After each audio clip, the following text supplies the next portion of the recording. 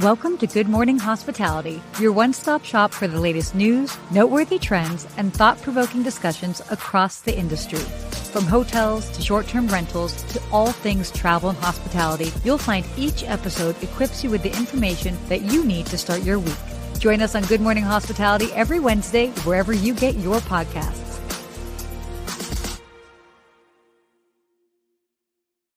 Well, good morning.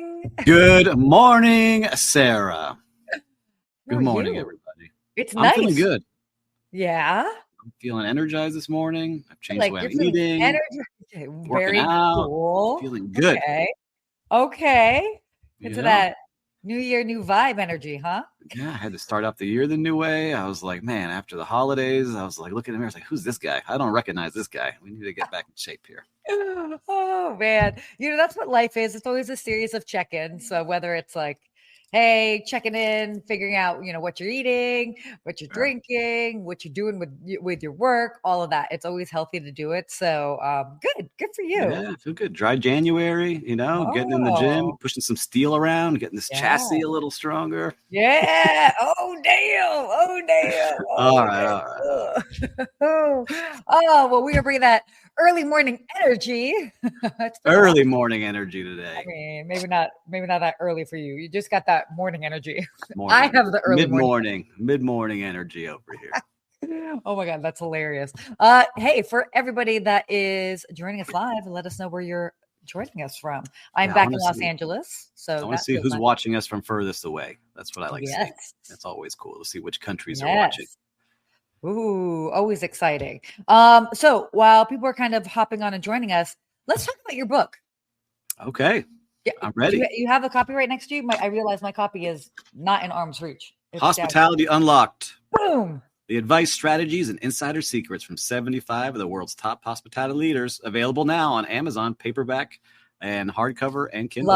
Love it. By the way, so excited and proud of you. I love the formatting of it. I was taking a peek. It looks great. What do you feel like your biggest lessons were from doing that book? There's two. So there's lessons in the book. Yeah. But the actual lesson of making the book is like, you just have to grind it out. Like there's days where you're excited to do it and get down there and start writing stuff. And then there's others days where I was talking to you. I was like, man, it's been sitting there for a month and I have not done one thing with it. Mm-hmm. But it was my goal. And then, I talked to you a little bit about it. Some others I had books, but you really guided me. It was really like, once it's out there now. And now people are buying it every day. And I see like, 4 or 5 a day. I'm like, wow, this is so cool. And people sharing it now that I don't know. Right. And so that's something that I did not expect to make me feel, how do I say, like just grateful. Like, wow, like people actually care and they're sharing quotes and they're sharing the book with others. Like it's such a cool vibe because when I was doing it, I was like, who cares about this? No one's going to care. I remember I told you, I was like, it's terrible. People care. This is the worst book ever. Oh my gosh, I love this. I love because that's the whole thing. The process of doing a book, it is a beast. It is a beast. It is so hard. But I think the coolest thing is, again, as you said, seeing when people get it, they read it, what resonates with them. And that's awesome. And then some schools or like professors are recommending it. So they wrote to me, a couple of professors at different schools saying, hey, we recommend it to our students. I'm like, wow, this is wild to see that this is getting out there now. And it was nerve-wracking because I didn't share it with anybody like on purpose. I didn't want to hear everyone's opinion because I started to share it like with my family and they all had opinions. Like, everybody has agree opinions with that opinion, right? And I'm just like, let me get this thing done. Let me put it out there. And one tip I want to give everybody is just print out the book and then look through it. Yeah, for sure. I didn't do it that way. Like I looked at everyone individually. So I had 75 experts, put them together. And I was like, I use a lot of the same words for everybody. And so I had to go back and change it last minute after I had already announced the date that it was coming out and Amazon had already approved it. So I had to make changes. And there's a lot of little things in there that I will do differently next time. Yeah, I mean, look, it's all a work in progress. It's a big thing. The big lesson also is that people are forgiving as you kind of figure it out, whatever. I mean, I found typos after the fact and I'm like, There's Oh, there's a font difference on one of the pages that no one will notice except for me. And then it's there's crazy. It is so crazy. It is really challenging to do. And it's like I had to really put like my ego to the side and be like, okay, I don't, like it's a big feat in and of itself. Like, and I mean, I had so many people review it. And I don't know how we all missed whether it's the typo or the flipping of a word or whatever it is. So there's a lot. But what I would say about this, and thank you for bringing it up because I didn't know we were going to chat about it, is that I love that I still use it now. I wrote it and now I'm flipping through it because it's made to like just kind of get you motivated. And I really wrote it for myself. And so I like quotes and we use quotes on our show. So, all right, this guy said that. He went through that. I can get through this too. Yeah. Or, wow, that's some good motivation. That's a good idea. Let me work on that. And then another insider secret, it says 75, but there's actually 76. So I'll give you some extra value. Whoa. Okay. I snuck someone in last minute and I couldn't change it to 76. So there's an extra bonus in there. You could just, did you call it? Well, I have to look. I'll look at it because I have it downstairs. No one will notice. There's no one counting. Like, let me see how many names are in here. You'll be surprised. So there's an extra one. Someone I snuck in who I value a lot. Oh, that's cool. I love that. Yeah, that's great. Well, we'll definitely need to keep sharing the link to the book and all that. Yeah. Love Stephen Sinclair joining us. Always a fan. Suburbs of Chicago. Woo, he's got your book. I will send you. I need to get you a signed book, Stephen Sinclair. Add to your collection we will make that happen. Books. I'm sure. All right. Why don't we go ahead and get started on some interesting topics? Because we got some good stuff today. Yeah. The first one in the world of hotels, Starwood Hotels. Remember them? Making a comeback. The iconic Starwood Hotels brand is set to return to the hospitality scene. And pretty much after being acquired and phased out by Marriott, Starwood is pretty much being revived, looking to kind of cater to a niche market. And really, it's looking to be pretty interesting. I don't know. I'm kind of excited for it. I mean, obviously people love the brand. Yeah, I'm shocked that Marriott would allow them to use the Starwood name again. There must be a loophole because I was thinking that too. I was like, really?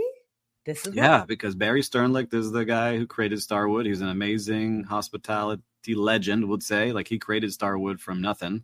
By the way, and he's the current chairman of SH Hotels, so like One Hotels, etc. And so now Starwood is going to wrap up SH and all the other brands that they're doing. So that's how it's going to really take off because now they have a good base. They're going to revive Starwood. I don't know all the details yet, but I'm trying to find some out because we know a lot of people working in those brands. And so really now I'm curious to see what they do because I really am surprised that they would allow them to use Starwood. Maybe there's just like a certain amount of time they couldn't use that name or he bought the rights to it again. That's what I was thinking. And hopefully he'll build it back up and then sell it back to Marriott again. See what happens. But he created the W, like he's, he created at Westin, the Heavenly Beds. Like he's done all these things to really push the industry forward. So he knows what to do. He created the One Hotel brand, Barry Sternlicht, right? He knows how to create brands and get them up and running and get them to grow. He knows how to put people in place, like our friend Raul Leal. Yes. Now building up SH. Love that. They know what to do. So this is huge news. I'm really interested to see what they create. Yeah. Oh, completely. It's going to be really interesting. I mean, it was a very loved brand and people were into it. I know people felt very strongly when it was, acquired. So cool. It'll be very, very interesting to see how it all plays out. But this was definitely I was so surprised. But, waves across the industry. And there's a lot of diehard people because it was two different brands. I remember when they merged. Yeah. It was like a huge thing because and brands then the were status. I don't want to be like a Marriott or I don't agree with Starwood. And I remember because I was in the hotel that got taken over and I was like, oh, this is weird. Like, which side do you go with? And it was like the Starwood people and the Marriott people. Yeah, right. We do things this way. So I'm curious to see what happens now. Wow, everything comes full circle. Yeah, if any of you are listening, did you work for Starwood at any point in the past? I'd be curious to see Starwood people out there. I definitely remember when it was going down, but I wasn't working for either property. Your Peninsula, right? Probably back then. Yeah. Okay, good. I'm just putting it together, your resume. I know, putting it together. Exactly. That's awesome. So yeah, let us know your thoughts. Stay tuned on that. And we'll definitely be closely monitoring. We'll be sharing more. It's exciting. Talk about big splash. So, okay. No show. We can't do, I feel like we can't do a show in 2025 without talking about AI. that might be happening almost every week. So ChatGPT, they have an interesting new feature, and you can now search for and book travel. They've introduced this new feature called Operator, and it's basically this AI agent capable of performing tasks online, such as booking trips, buying groceries, and more. Now, that's just a little teaser here. Steve actually played around with it. So, Steve, talk to us about this. All right, listeners and viewers, I invested $200 last night.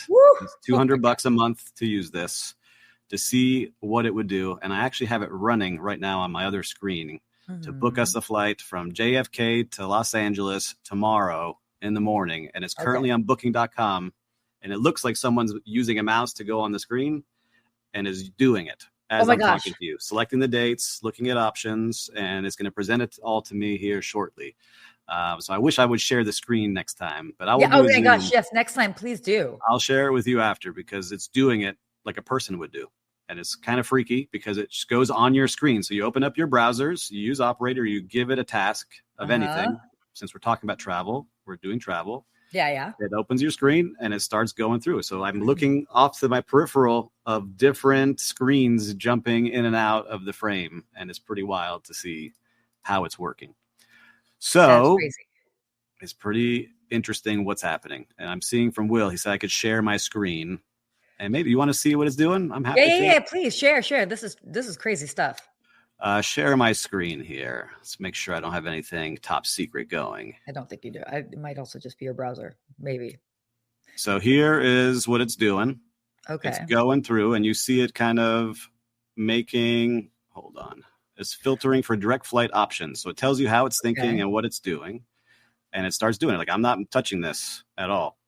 Oh, wow. It's just like going through. It's having a whole conversation. Okay. Yeah. Would you like me to book these flights? Yes. I want you to book these flights. Did you give it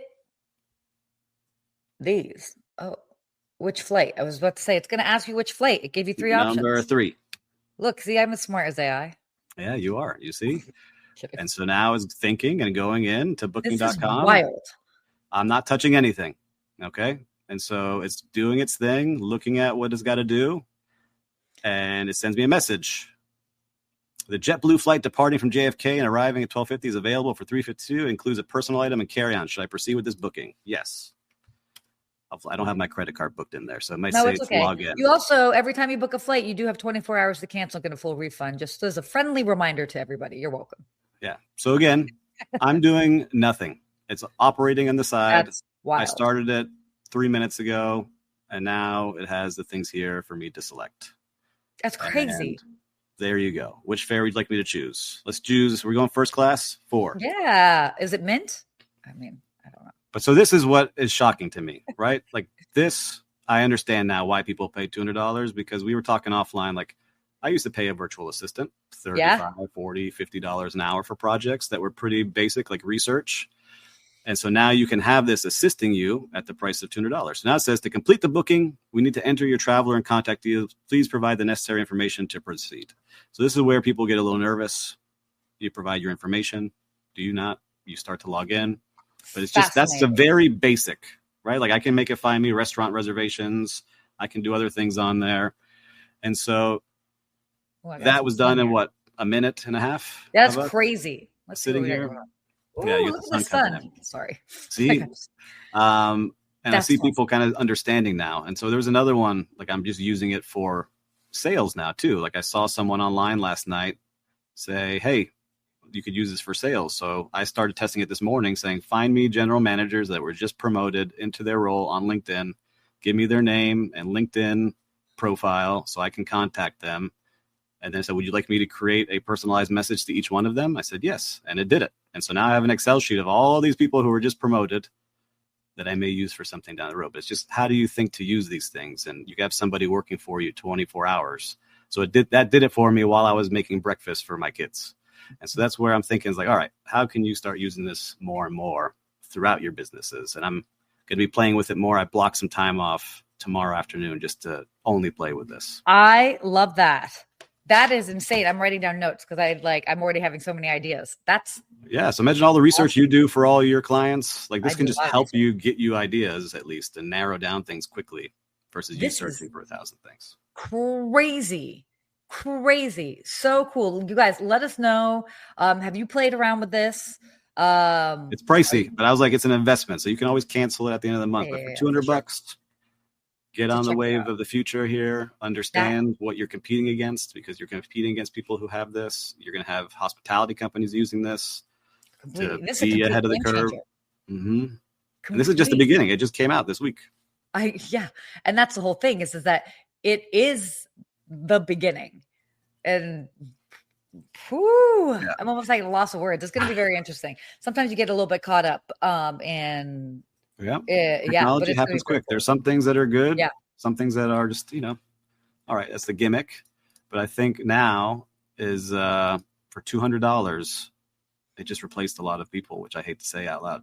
Like, I see it now. This shocked me watching it operate on its own on my screen. Let's see what happens. Right? Whew.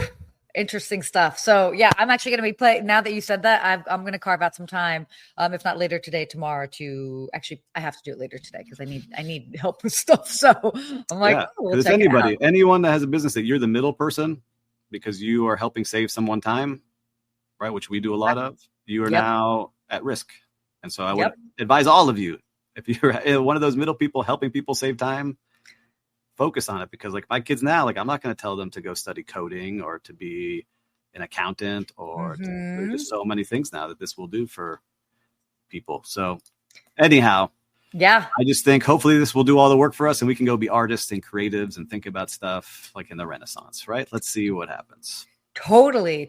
This is crazy. I love it. Oh my gosh. All right. You guys, let us know. Keep us posted when you play around on it. So there's so much more to come. I told you every week we're going to be talking about more and more AI. And you got a fan over here. So yeah, for sure. No, I'm a fan too. Okay, let's go ahead and talk about travel. Some interesting things. This is kind of fun. I actually did a TV segment on this maybe like a year and a half ago. Debunking popular flight booking hacks. So this was pretty neat. This was actually an article in Travel and Leisure. And basically there are these booking hacks that people think are the best way to save money, and they don't necessarily work. For example, people would say before, like, oh, instead of buying on Tuesday, or like you buy on Tuesday for the best rate and this and that. I always say is like the best time to find a deal is when you find it, and so but some key takeaways. It's now booking a flight on certain days is considered a myth.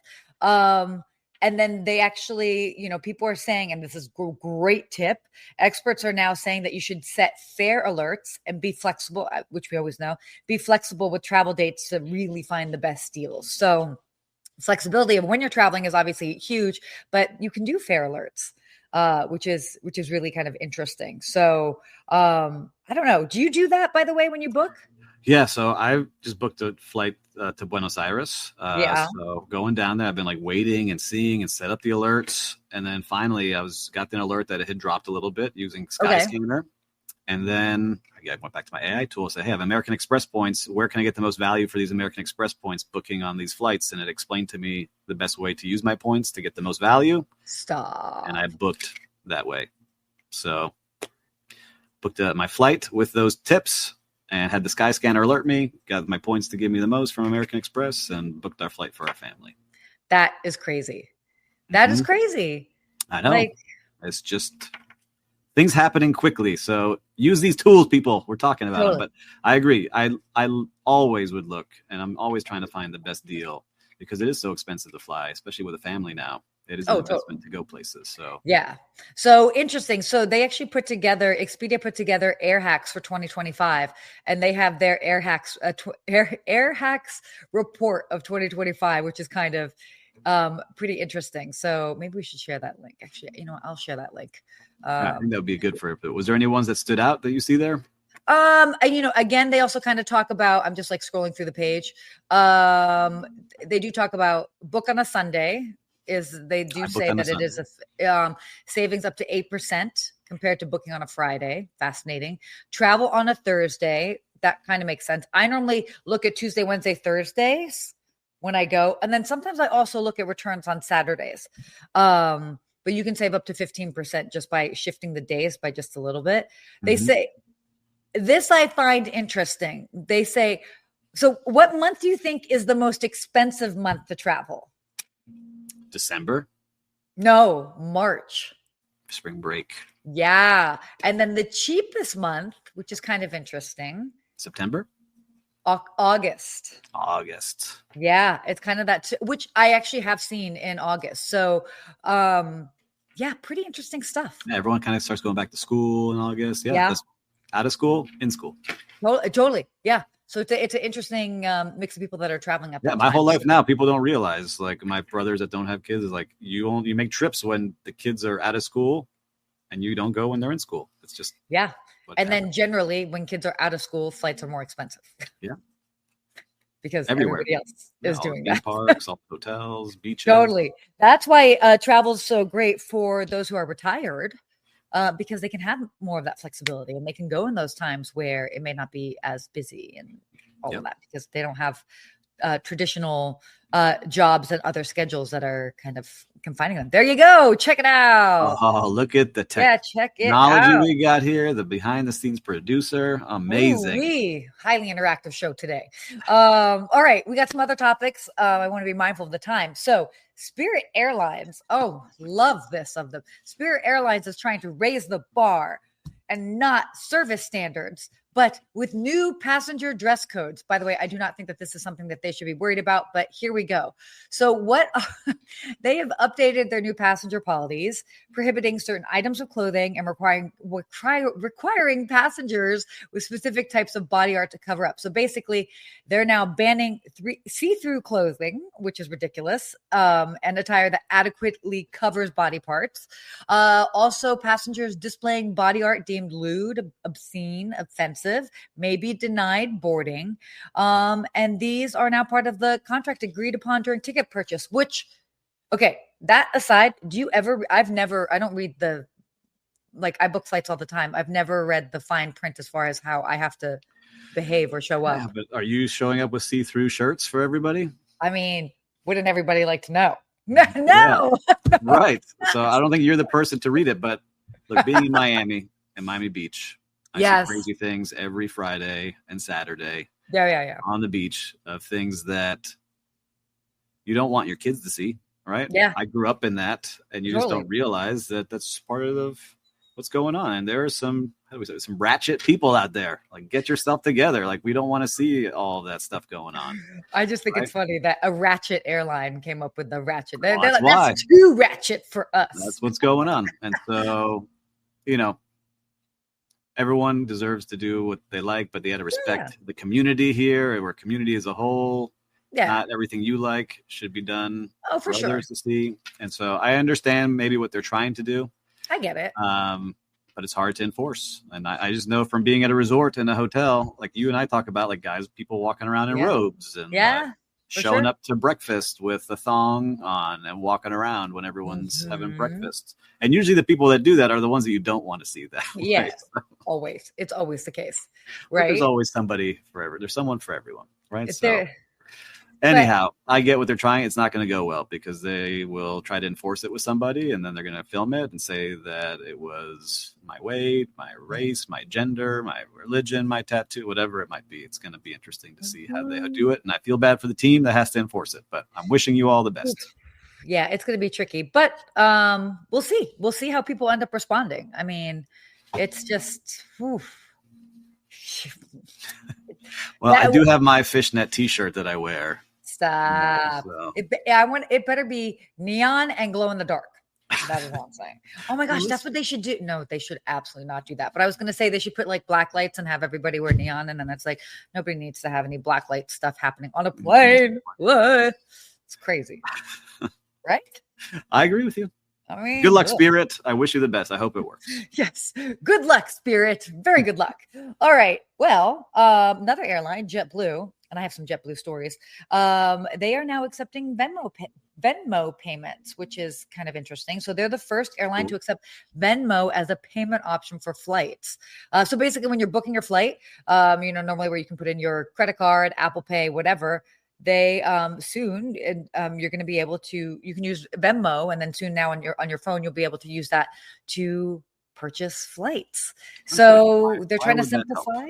It's interesting. There are a couple people I know that keep a good chunk of change in their Venmo accounts. I know people that use Venmo accounts almost like a bank account, which I have so many. Interesting. It makes me uncomfortable because I feel like, is your money actually protected? But yeah, I mean, people have money. I get it. Yeah, that makes sense. Like I have, when I do my events, I allow people to pay via Venmo live in person, and I have money just kind of sitting in there. But tipping and like other stuff that people do, like sharing, getting paid back. Some people also look at their Venmo accounts as their it's like their fun account. It's like money that they don't really think about, So it's like, oh, it's like I didn't lose this money anyway because they'd already paid out for something or whatever it is. So it's actually kind of smart what they're doing. I like it because it allows me to pay for using my business credit card on things that people usually don't accept credit card on. And so that's what I use for, like my office rent and some other things. Like people allowed me to do that. So yeah, no, definitely interesting. I will just say this about JetBlue. Love this move. Mint. I booked some flights for somebody last week on Mint. Family of 4 could choose all 4 of the seats going out. On the return, I could only choose seats for 2 of the individuals. The other 2, they were like, oh, they can get their seat assigned at the airport. And I'm like, this is your premium cabin. Why can they not choose? First of all, I'd almost understand if it was like that for the whole group, but only 2 were allowed to select seats, and the other 2 had to just find out when they got there. Now, of course, they're like, oh, but they're family, so we'll do our best to keep them together. And it was all in their Mint cabin. So there isn't really a bad seat in the house, but it was so bizarre to me. Like, if you were basically paying for a business or a first class equivalent, you don't want to play seat roulette, right? But by the way, I will say this, JetBlue is not the only one that's doing more and more. British Airways on their business class, I had to fight for seats for another client of mine. Thank goodness we did code share with American. They had a lot of American points. We were able to kind of like backtrack the system. But I'm like, we're paying for a business class seat. Like, give them a seat. Choose my seats, yes. So weird to me. Or if you're going to be cheap and be like, oh, you can choose it, but you have to pay more money for it. That just seems weird. It's just like bake it in. So bizarre. I agree with you. Especially now, like you can't choose your seats unless you go to the next price up on the ticket. Then we allow you to choose seats. Yeah. No. So all right. What am I supposed to do with my kids? Like, sorry. Good luck in the front. We'll see you later. Totally. It's so crazy. So yeah. Anyway, let us know if you are seeing that. If you've encountered any of those situations, it's kind of wild. Wait, do we have time for a quick real-time recap? I think so. Yeah. Okay, cool. Perfect. You want to go first? Let's think about this. Where did I go over the weekend? I'm losing track here. I have one. Yes. We talked about my book, Hospitality Unlocked. It's not here, but I went to a place called Postman's Books. I'm a big thing about bookstores right now. And it just opened up in downtown Miami where there are no bookstores. And it's just an amazing place. They're so friendly in there. They you walk in, they ask you what you're looking for. They kind of show you some options, and they do it all in person for you, even though it's busy in there. And I like the vibe. They got the music right. They got the smell right. They got the books around. That's nice. Good job. So you find hospitality in places that are not hotels or restaurants or cruises. I always love seeing that. So shout out to Postman Books in Miami. Oh, that is cool. That's great. Again, there's hospitality everywhere, just depending on if you're looking for it or not. I was in New York for those that followed along my adventures. I feel like every week is a new adventure, guys. And I stayed at a Courtyard Marriott right by the Javits Center. And I didn't necessarily have high expectations just because it was where, the show put me up, all that. And they were great. Not only was their service awesome, the rooms were fantastic. I mean, I definitely did. I did not have high expectations, and it was a really phenomenal property to the point that I'm like, oh, I would completely come back and stay here again. They were, every single person was just, I mean, they were really nice, very helpful. Speaking of books, I had a bunch of books. I had to receive a bunch of books. I had to send a bunch of books home. So that was always, I was like, oh God, like, please tell me that they're going to be able to help and all of that. Thank goodness, because I didn't want to have to lug around 30 books around the city. But shout out to the team over there at the Courtyard Marriott in Midtown West. Yeah. Very and nice. Pro tip, get a room with an empire view. I could literally look at the Empire State Building from my bed. It was fantastic. You see, it's not always a luxury hotel. Like, we were lucky enough to visit some of these ultra luxuries, and sometimes those, the standard, just great place to stay. Yeah. And they do a great job in there. Oh, good job. Totally. Yeah, I definitely am not opposed to that at all. So always a fun time. Okay. Hospitality quote. Do we have it ready to roll? Would you like to start this? There is no hospitality like understanding, by Vanna Bonta. If I said that right. Vanna Bonta? Vanna Bonta. I'll take it. Right? I like that. There's no hospitality like understanding. How does that hit you? When it hits your ear, what do you think about? I love that, because when you think about hospitality, it's all about connection. And what's the root of connection? You're having this understanding with somebody. You're understanding whether it's their way of thinking, who they are, what they need. And I mean, it really boils down to the root of what it is. So, I mean, to me, it makes me feel like hospitality is feeling understood. Exactly. So I love that. Well, there you go. Well, I understand we've come to the end of our show today. And it's been a pleasure hanging out with all of you out there today. We covered a lot. I'm excited to play more with this AI operator. Yeah. We should both report back next week. I think so. Sign up today, Sarah. Let's keep giving OpenAI our money. But I want to see how we can use this to stay ahead and teaching everybody and making sure we know what's going on out there. Definitely. Well, until next time, we will be AIing. So stay hospitable, everybody. We'll see you next week.